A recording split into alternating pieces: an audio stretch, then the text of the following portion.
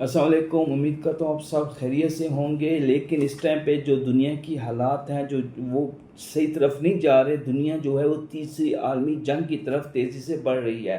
جیسے کہ آپ کو پتہ ہے کہ ایران کے اوپر امریکہ نے اٹیک کر دیا. پہلے جیسے میں نے اپنے ویلوگ میں بتایا تھا کہ پہلے امریکہ کا ارادہ تھا کہ زمینی اٹیک کیا جائے، زمین کے اندر فوجیں اتاری جائیں اور جو ایران کے ایٹمی تنصیبات ہیں اس کو نشانہ بنایا جائے. لیکن بالآخر رات کو انہوں نے جو ہے وہ بمباری کی، 3 سائٹس کے اوپر بمباری کی، اور B-12 جو بمبار ہیں وہ یوز کیے گئے. یہ امریکہ سے ڈائریکٹ آئے ہیں، کسی بھی مشرقی وسطی کے جو ان کے بحری اڈے ہیں وہاں سے نہیں آئے. یہ ڈائریکٹ امریکہ سے آئے ہیں. 13 گھنٹے کی فلائٹ تھی ان کی، اور انہوں نے جہازوں نے جو 6 جہاز آئے اور بمباری کر کے واپس بھی چلے گئے ہیں. امریکہ کا کہنا ہے کہ یہ جو ہمارا جو یہ کارروائی تھی یہ کامیاب ہوئی ہے، اور اس میں ہم نے تینوں جو ریکٹر پلانٹ تھے ان کے تباہ کر دیے ہیں.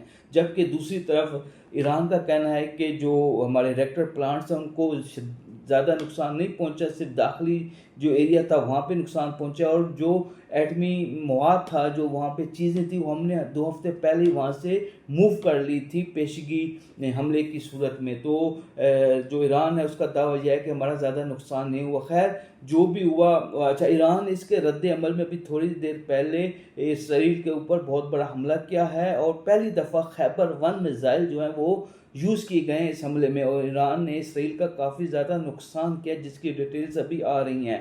ایران نے بقایا یہ بھی کہا ہے کہ اب جو امریکہ ہے وہ ریڈی رہے، ہم اس کے اوپر بہت بڑا اٹیک کریں گے. ظاہر بات ہے ایران امریکہ جو ملک ہے ادھر تو جا کے اٹیک نہیں کر سکتا، لیکن جو مشرق وسطی کے اندر ایران کی بیسز امریکہ کی بیسز جو ہیں، بحری اڈے جو ہیں، جو چیزیں اس کے اوپر ایران جو ہے وہ ضرور اٹیک کرے گا. ابھی جو چائنا ہے اس کا، رشیا کا اور پاکستان کا تو رد عمل آگے. ظاہر بات ہے پاکستان نے مذمت ہی کرنی تھی، لیکن پریکٹیکل جو سخت رد عمل ہے وہ چائنا اور رشیا کی طرف سے آنا باقی ہے. اس کے بعد بھی دیکھا جائے گا کہ جو حالات ہیں وہ کس طرف جا رہے ہیں. ایران نے ایک اور دھمکی لگائی ہے، بلکہ ایران نے آرڈر کیا کہ جو ابنائے ہرمز ہے، سمندر ہے ابنائے ہرمز، اس کو بند کر دیا گیا ہے. میں اپنے سننے والوں کو بتاتا چلوں کہ اس سمندر یہ جو بحری ایریا ہے، یہاں سے دنیا کو، یورپی ممالک کو 30% آئل کی جو ہے سپلائی ہوتی تھی. تو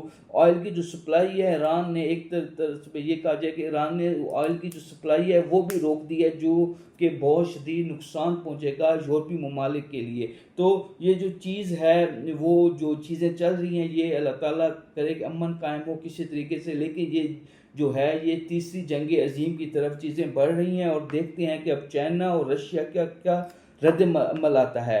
باقی ہماری فارم 47 حکومت نے جو نوبل انعام، امن کا نوبل انعام کا جو ریکمینڈ کیا تھا ٹرمپ کو، تو میرے خیال میں شہباز شریف کو شرم آنی چاہیے ان چیزوں کو دیکھتے ہوئے کہ انہوں نے اپنی زندگی میں اتنا غلط ایک کنسیپٹ کریٹ کیا کہ ٹرمپ جیسے بندے جو کہ دنیا کو تیسری عالمی جنگ کی طرف دھکیل رہا ہے، اور غزہ کے اوپر جو بمباری ہو رہی ہے، غزہ کے اوپر جو جنگ ہو رہی ہے، جو ظلم و ستم ہو رہا ہے، اس کی پشت پناہی کر رہا ہے، اس کو صرف انڈیا اور پاکستان کی جنگ روکنے کی بنا کے اوپر امن کا نوبل پرائز ریکمینڈ کرنا بھی ایک شرم کی بات ہے پاکستانیوں کے لیے.